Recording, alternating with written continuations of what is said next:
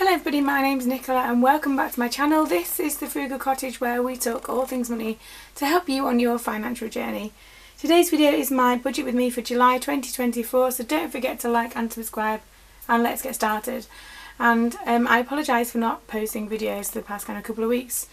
I feel like there's highs and lows in terms of fitting everything in, and some weeks I'm totally on the top of my game and I can fit filming YouTube around my full-time job and being a single parent, and then other weeks I feel like I'm just barely getting all the plates to stay up balancing regardless of doing anything extra, so I apologise for that. However, I'm back with a budget with me video and I can't believe I'm talking about July already. I feel like this year has gone by so fast, but then I feel like I say that all the time.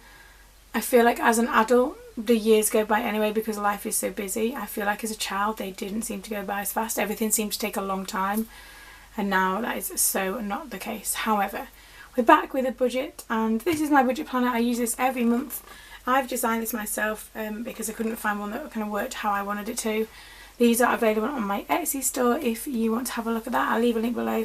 But let's get started. So I'm actually on week 3 in this. So I'm just going to turn over to month number 3. So they last for 3 months at a time, which I thought was quite good. It's not too overwhelming, although having said that, I'm in the final stages of having this turn into a yearly one. The layout is slightly different, just so it's not too many pages. However, the yearly one actually looks really good, so watch your space for that. Anyway, so monthly July, so aims for the month. The first thing is to just keep tracking things. So I've been really bad lately about keeping tracking spends. I'm going to put there. I've been really bad lately at filling this out and just I guess burying my head in the sand a bit, and I don't know why I do that because this system works so well for me that it's not overwhelming. That's the whole point of this, is that it's not. So this with my cash envelopes is not overwhelming. It's really simple, and yet for some reason I've just been avoiding it and I'm not entirely sure why. So keep tracking spends is my only aim for this month.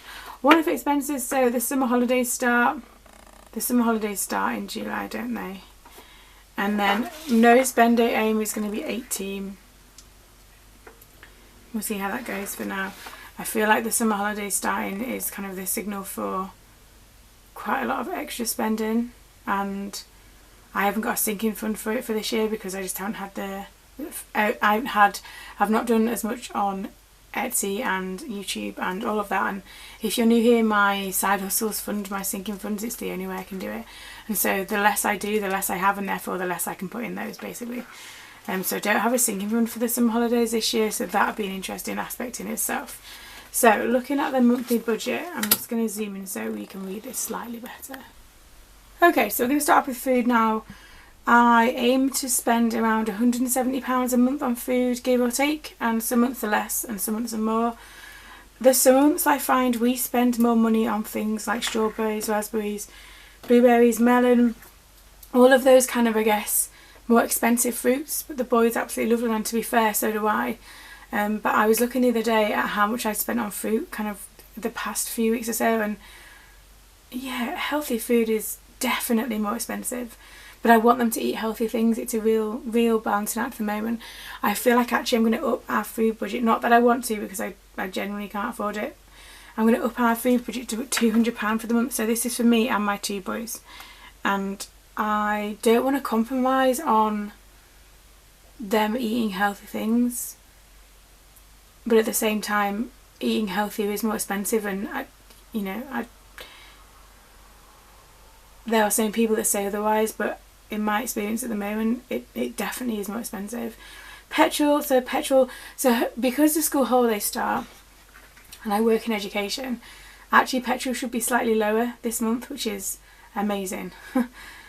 However, I'm still going to budget £200 for petrol because although I won't be at work, I'm still going to be driving around and taking them places and visiting people and all that stuff, and petrol is expensive. Household things, so the only thing I know that I need to buy is dishwasher tablets, because I got a really good deal on a bag of 80, so it's lasted me ages and it's finally run out.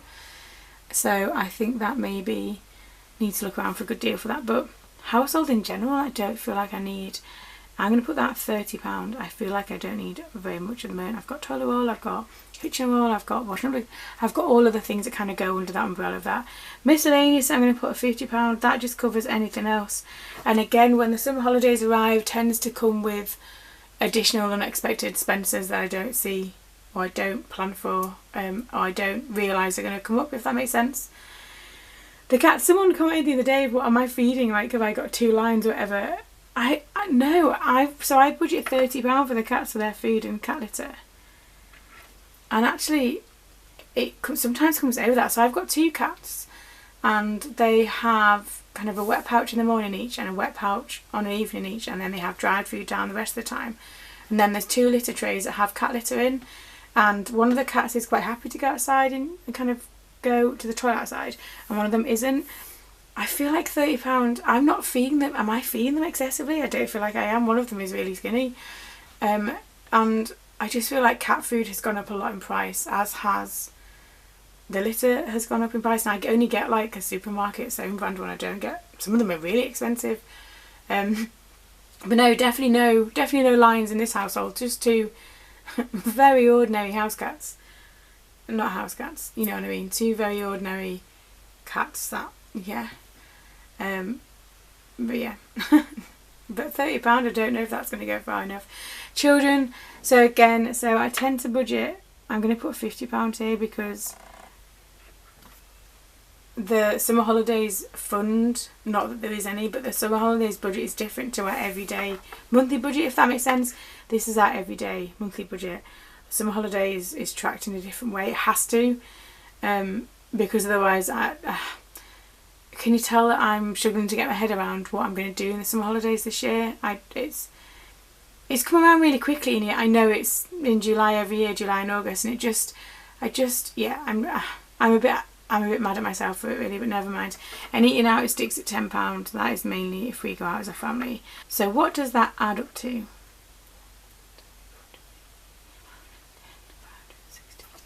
That's £570. Oh my gosh. So £570 goes on our variable expenses. And if you've watched my most recent video, I talk about how I do that every week. So every week I get out £130 and kind of put it into different aspects, so different envelopes in my cash envelope system, and then roll it over if there's any left. Not that there's much left ever, to be fair. But here's hoping I can get lower than that for July, because I could really do with it being lower than that. But that's my monthly budget for July so far for the variable expenses. So I don't need to do bills or sinking funds. So July, I thought I'd comment here actually. So if you've not noticed by either pages, I'm a massive fan of stickers. One of my favourite sticker shops to get them from is Happy Cutie Studio. I also like to get them from Catnip, which is a brand that is just up the road from me actually. I like kind of this stationery stuff that I always have done, so that's why there's little stickers everywhere. So the no spend day tracker, so I put this as 18 for no spend days, and I'm going to use this colour, this green colour for yes, and then this kind of peachy whatever colour you want to call that for no. These are my favourite highlighters. I've got a big pack of different ones and I love them. They've lasted me for such a long time.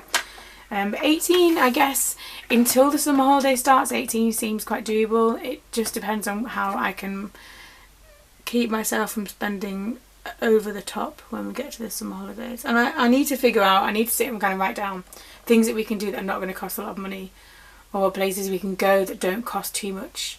And then we are going to have some days at home, and they're just going to have to deal with that, I guess, and kind of play outside in the garden and go. And I wish they knew more people where we live. Like, I wish they knew more children around where we live, but it all takes time, I guess. But 18 no spend days should be fairly doable.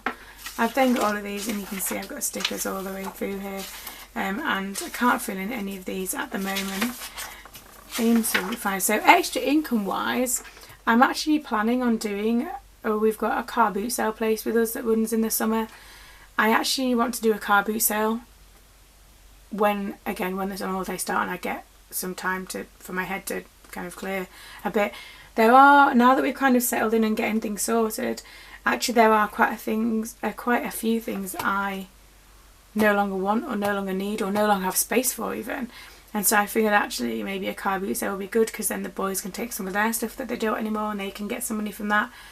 Because if they're going to sell their things, they get the money from that, I don't, which is fine. That's kind of teaching them how kind of money in and money out works and things like that. So I'm hoping to do a car boot sale in the summer holidays bit, and then obviously I have already added all my stickers a little bit. I obviously can't do this bit till the end of the month. And the savings aim, I never do savings aims anymore, purely because I 99% of the time don't have any money left to put in a savings aim. I wish I did. I've got a video coming up in I think a couple of weeks time about my plans for how to change all of this, so that I basically have more money, but have money to do other things and not just kind of get food payday to payday every month. But I've got a couple of weeks to have that. It's going to be up in a couple of weeks. I'm a bit apprehensive to share it, because first of all, once I put that out there, it's an actual goal rather than me just talking about it or pondering about it in my head. Second of all, I don't want people to be judgmental. It's a tricky one. I want to share it, but at the same time, if it's going to make people judge me all the time or feel like that's not what I should be talking about, then yeah, it's confusing, and I'm apprehensive about that. But at the same time, I want to share, because I want to show that maybe it's okay to have bigger dreams and bigger goals and how to do that. And you know, we all deserve to have a good life and a happy life. And yeah, I'll stop about that. That's not now. But this is my budget for July 2024, and I can't believe I'm saying that already. But yeah, how are you getting on? How are your budget looking for July? I honestly can't believe it's July already. The years need to slow down because I'm getting old as it is. So yeah, but anyway, let me know down in the comments below how you're getting on. As always, thank you for watching. Don't forget to like and subscribe, and I will see you again very soon.